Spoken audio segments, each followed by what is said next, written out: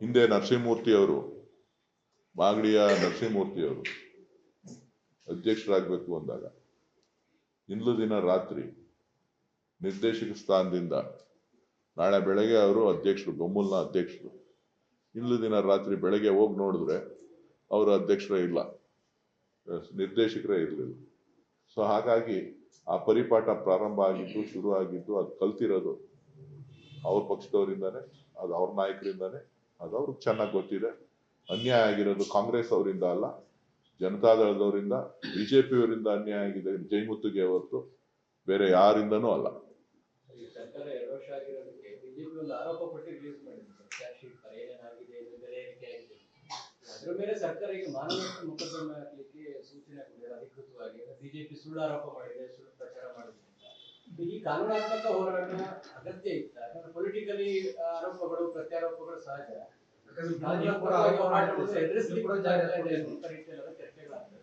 ನನಗೆ ಅದ್ರ ಬಗ್ಗೆ ಹೆಚ್ಚು ಮಾಹಿತಿ ಇಲ್ಲ.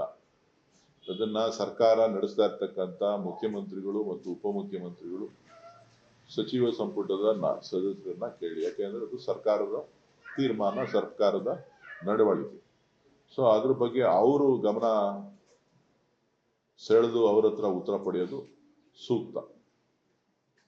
ಯಾಕಂದ್ರೆ ಸರ್, ನೀವು ವಿರೋಧ ಪಕ್ಷದಲ್ಲಿದ್ದಾಗ ಹೋರಾಟಗಳನ್ನು ಮಾಡಿದ್ರೆ, ಪಾದಯಾತ್ರೆಗಳಿಗೂ ಮಾಡಿದ್ರೆ, ಸೊ ಈಗ ಆ ಉಲ್ಟಾ ವಿರೋಧ ಪಕ್ಷವನ್ನು ಬ್ಲೇಮ್ ಮಾಡಿ ಕೇಸ್ ಹಾಕ್ಸುವಂತ ಇಲ್ಲ, ಒಬ್ಬೊಬ್ಬರ ಚಿಂತನೆಗಳು ಒಬ್ಬೊಬ್ಬರ ವ್ಯವಸ್ಥೆನಲ್ಲಿ ಇರ್ತದೆ. ಇದು ಪ್ರಜಾಪ್ರಭುತ್ವ ವ್ಯವಸ್ಥೆ. ಪ್ರಜಾಪ್ರಭುತ್ವ ವ್ಯವಸ್ಥೆನಲ್ಲಿ ಪ್ರಜಾಪ್ರಭುತ್ವ ಜಾಸ್ತಿ ಆಗಿದೆ, ಏನ್ ಮಾಡಕ್ಕಾಗಲ್ಲ. ಜಮೀರ್ ಅಹಮದ್ ಸೇರಿದಂತೆ ಕೆಲವು ಸಚಿವರು ಸಿದ್ದರಾಮಯ್ಯನವರ 5 ವರ್ಷ ಮುಖ್ಯಮಂತ್ರಿ ಆಗಿರ್ತಾರೆ ಅಂತ ಹೇಳ್ತಾರೆ. ಯಾರು ಇಲ್ಲ ಅಂತ ಹೇಳಲೇ ಇಲ್ವಲ್ಲ, ನೀವೇ ಇಲ್ಲ ಅಂತ ಹೇಳ್ತಾ ಇರೋದು. ಮೀಡಿಯಾದವರೇ ಇಲ್ಲ ಅಂತ ಹೇಳ್ತಾ ಇರೋದು. ನೀವೇ ಅವಾಗ ಕೇಳ್ತೀರಾ, ಅದೇಂತ ಕೇಳ್ತೀರಾ ನನಗೆ ಗೊತ್ತಿಲ್ಲ. ನಿಮ್ಮ ಪಕ್ಷದ ಸಚಿವರು ಒಬ್ರು ಹೇಳಿದಾಗ ಸಾಧ್ಯವಾಗಿ ಕ್ರಿಯೆಗೆ ಪ್ರತಿಕ್ರಿಯೆ ಕ್ರಿಯೆನೂ ಇಲ್ಲ, ಪ್ರತಿಕ್ರಿಯೆನೂ ಇಲ್ಲ. ಪಕ್ಷ ಒಗ್ಗಟ್ಟಾಗಿದೆ. ನಮ್ಮ ನಾಯಕರಾಗಿ, ಮುಖ್ಯಮಂತ್ರಿಯಾಗಿ ಸಿದ್ದರಾಮಯ್ಯನವರು ಅಧಿಕಾರದಲ್ಲಿದ್ದಾರೆ. ಅದ್ರ ಬಗ್ಗೆ ಚರ್ಚೆ ಇಲ್ಲ. ಪಕ್ಷದ ವರಿಷ್ಠರು ಕೂಡ ಹೇಳಿದ್ದಾರೆ, ಸಿದ್ದರಾಮಯ್ಯನವರು ಕೂಡ ಹೇಳಿದ್ದಾರೆ, ಪಕ್ಷದ ಅಧ್ಯಕ್ಷರು ಡಿ ಕೆ ಶಿವಕುಮಾರ್ ಅವರು ಹೇಳಿದ್ದಾರೆ, ಮಲ್ಲಿಕಾರ್ಜುನ್ ಖರ್ಗೆ ಅವರು ಹೇಳಿದ್ದಾರೆ, ಗಪ್ ಚಿಪ್ ಅಂತ. ಅದನ್ನ ಪಾಲನೆ ಮಾಡೋದು ಎಲ್ಲರ ಧರ್ಮ. ಕಾದು ನೋಡೋಣ. ನೀವ್ ಯಾಕೆ ಅದ್ರ ಬಗ್ಗೆ ಆತರ ಮಾಡ್ತೀರಿ? ನಿಮ್ಗೆ ಏನಾಗ್ಬೇಕು? ನಿಮ್ಗೆ ಸಂಬಂಧಪಟ್ಟಿದ್ದು ಅಲ್ವಲ್ಲ ಅದು. ಈಗ ನಿಮ್ಗೆ ಸಂಬಂಧಪಟ್ಟಿದ್ದೇನು? ಮಳೆ, ಬೆಳೆ, ಕೋವಿಡ್ ಬರ್ತಾ ಇದೆಯಂತೆ, ಅದ್ರ ಬಗ್ಗೆ ಗಮನ ಹರಿಸಿ. ಕೋವಿಡ್ ಇಂದ ಜನ ಸಾಯ್ತಾ ಇದ್ದಾರಂತೆ. ಈಗ ಆಲ್ರೆಡಿ ಒಬ್ಬರೇನೋ ಡೆತ್ ಆಗಿದೆ ಅಂತ ಏನೋ ರಿಪೋರ್ಟ್ ಆಗಿದೆ ಅಂತ ಕಾಣಿಸುತ್ತೆ. ಸೊ ಕೆಲವು ಮಾನದಂಡಗಳನ್ನ ಕೊಡಬೇಕಾಗುತ್ತೆ ಸರ್ಕಾರ, ರೂಪುರೇಷೆಗಳನ್ನ ತಯಾರು ಮಾಡಬೇಕಾಗುತ್ತೆ. ಈಗಾಗಲೇ ಆಂಧ್ರ ಪ್ರದೇಶದಲ್ಲಿ ಮಾಸ್ಕ್ ಅನ್ನ ಕಡ್ಡಾಯ ಮಾಡಿದ್ದಾರೆ. ಸೊ ಕೇಂದ್ರ ಸರ್ಕಾರದ ನೀತಿಗಳು ಏನ್ ಬರುತ್ತೆ ಅನ್ನೋದನ್ನ ಕಾದ್ ನೋಡ್ಬೇಕಾಗಿದೆ. ಸೊ ವಿದೇಶಗಳಲ್ಲಿ ಹೆಚ್ಚಾಗಿದೆ, ಸಿಂಗಪೂರು, ಹಾಂಗ್ಕಾಂಗು ಮತ್ತು ಚೈನಾ ಈ ಭಾಗದಲ್ಲಿ ಹೆಚ್ಚಾಗಿದೆ ಅಂತಕ್ಕಂಥ ವರದಿಗಳು ಬರ್ತಾ ಇದೆ. ಸಾವಿನ ಸಂಖ್ಯೆ ಕಡಿಮೆ ಇದ್ರೂ ಕೂಡ ಜೊತೆಗೆ ನಮ್ಮ ಭಾಗದಲ್ಲಿ ಅರ್ಲಿ ಮಾನ್ಸೂನ್ ಬಂದಿರೋದ್ರಿಂದ ಸ್ವಲ್ಪ ವಾತಾವರಣ ಥಂಡಿ ಇದೆ. ಇದು ಕೋವಿಡ್ಗೆ ಕೂಡ ಸಹಾಯಕ ಆಗ್ಬೋದು.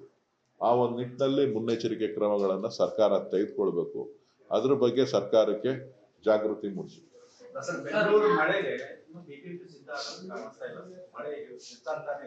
ಇದು ಮುಖ್ಯಮಂತ್ರಿಗಳು, ಉಪಮುಖ್ಯಮಂತ್ರಿಗಳು ಈಗಾಗಲೇ ಸಿಟಿ ರೌಂಡ್ಸ್ ಮಾಡಿದ್ದಾರೆ, ಅಧಿಕಾರಿಗಳ ಸಭೆ ಮಾಡಿದ್ದಾರೆ, ಕೆಲಸ ಕಾರ್ಯಗಳು ನಡೀತಾ ಇದೆ, ಕೆಲಸ ಕಾರ್ಯಗಳು ಆಗುತ್ತೆ.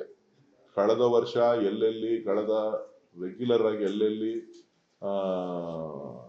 ಫ್ಲಡ್ ಆಗ್ತಾ ಇತ್ತು ಆ ಏರಿಯಾಗಳಲ್ಲಿ ಸಮಸ್ಯೆ ಬಗೆಹರಿದಿದೆ. ಈ ಬಾರಿ ಹೊಸದಾಗಿ ಕೆಲವು ಏರಿಯಾಗಳಲ್ಲಿ ಪ್ರಾರಂಭ ಆಗಿದೆ. ಅದು ಭಾರತೀಯ ಜನತಾ ಪಕ್ಷದ ಶಾಸಕರು ನಿರಂತರವಾಗಿರುವಂತಹ ಕ್ಷೇತ್ರಗಳಲ್ಲೇ ಹೆಚ್ಚು ಆಗಿರ್ತಕ್ಕಂಥದ್ದು. ಸೊ ಅವರು ಆ ಕಡೆ ಗಮನ ಹರಿಸಿಲ್ಲ. ಇವತ್ತು ಸರ್ಕಾರಕ್ಕೆ ನೀವು ಚಾಟಿ ಬೀಸಿದಿರಿ, ಗಮನ ಹರಿಸ್ತಾ ಇದೆ. ಮುಂದೊಂದು ದಿನಗಳಲ್ಲಿ ಅದನ್ನ ಬಗೆಹರಿಸ್ತಾರೆ.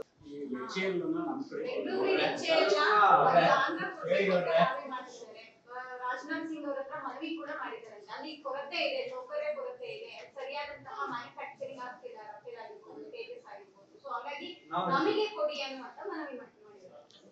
ನೋಡಿ, HAL ಸಂಸ್ಥೆ ಬಹಳ ಸುಮಾರು 50 ವರ್ಷಗಳಿಂದ ಬೆಂಗಳೂರಿನಲ್ಲಿ ಇದೆ. ಅದಕ್ಕೆ ಬೇಕಾದಂತ ಎಲ್ಲ ವ್ಯವಸ್ಥೆಗಳು ಕೂಡ ಇದೆ. ಅತ್ಯುತ್ತಮ ಹೆಲಿಕಾಪ್ಟರ್ಗಳನ್ನು ಕೂಡ ನಾವು ಮಾಡಿರ್ತಕ್ಕಂಥದ್ದು. ಸೊ ಬಳಕೆ ಮಾಡ್ತಾ ಇದ್ದಾರೆ. ಇದರಲ್ಲಿ ತಂತ್ರಜ್ಞಾನಕ್ಕಾಗ್ಲಿ ಸ್ಥಳಕ್ಕಾಗ್ಲಿ ಬೇರೆ ಯಾವುದೇ ಕೊರತೆ ಇಲ್ಲ. ಅದು ಕೇಂದ್ರ ಸರ್ಕಾರ ಯಾವುದನ್ನ ಮ್ಯಾನುಫ್ಯಾಕ್ಚರ್ ಮಾಡಬೇಕು ಅಂತ ಹೇಳ್ತಾರೆ ಅದು R&D ಮಾಡುವಂಥದ್ದು.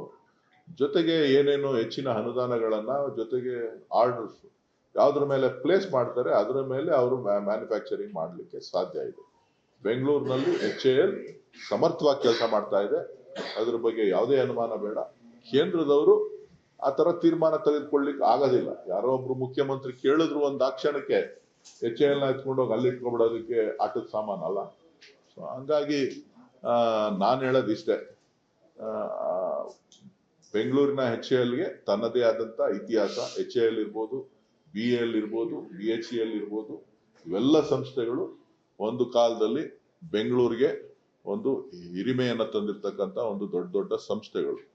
ಸೊ ಹಾಗಾಗಿ ಇವತ್ತು ಅವೆಲ್ಲವೂ ಕೂಡ ನಮಗೆ ಒಂದು ನಮ್ಮ ರಾಜ್ಯಕ್ಕೆ ಒಂದು ಶಕ್ತಿಯನ್ನ ಕೊಟ್ಟಿದೆ. ಯಾವ್ದು ಏನ್ ಮರ್ತ್ಬಿಟ್ಟೆ ನೀನ್ ಹೇಳಿ ಕೇಳಿದ್ದೆ. ಸರ್ ಏನಿಲ್ಲ, ಈಗ ಲೋಕಸಭೆ ಚುನಾವಣೆಯಲ್ಲಿ ಒಕ್ಕಲಿಗ ಸಮುದಾಯ NDA ಕೈ ಹಿಡಿದಿತ್ತು, JDS ಮತ್ತೆ ಬಿಜೆಪಿನ. ಈಗ ಸ್ಥಳೀಯ ಸಂಸ್ಥೆ ಚುನಾವಣೆಗಳಲ್ಲಿ ಕಾಂಗ್ರೆಸ್ನ ಬೆಂಬಲಿಸ್ತಾ ಇದೆ. ಹೀಗಾಗಿ ಮತ್ತೆ ಮರಳಿ ಒಕ್ಕಲಿಗ ಮತಗಳು ಕಾಂಗ್ರೆಸ್ನತ್ತ ಮುಖ ಮಾಡ್ತಾ ಇದೆಯಾ ಅಂತ ಅನ್ಸುತ್ತ? ಇದು ಒಕ್ಕಲಿಗರ ಮತ ಮತ್ತೊಂದಲ್ಲ, ಇದು ಸಹಕಾರ ಸಂಸ್ಥೆಗಳು. ಸಹಕಾರ ಸಂಸ್ಥೆಗಳಲ್ಲಿ ರಾಜಕೀಯ ಹೊರತಾಗಿ ಚುನಾವಣೆಗಳು ನಡೀತದೆ. ಇಲ್ಲ ಒಂದು 10-20%, 30% ಅಥವಾ 50% ರಾಜಕೀಯ ಇರ್ತದೆ. ಸಹಕಾರ ಸಂಸ್ಥೆಗಳು ಬೆಳಿಬೇಕು ಅಂತ ಅಂದಾಗ ರಾಜಕೀಯವನ್ನ ಪಕ್ಕಕ್ಕಿಟ್ಟು ನಾವು ಚಿಂತನೆಗಳನ್ನ ಮಾಡ್ಬೇಕಾಗ್ತದೆ. ಇದು ಯಾಕಂತಂದ್ರೆ ಇದರಲ್ಲಿ ರೈತರ ಹಿತಾಸಕ್ತಿ ಇರ್ತದೆ.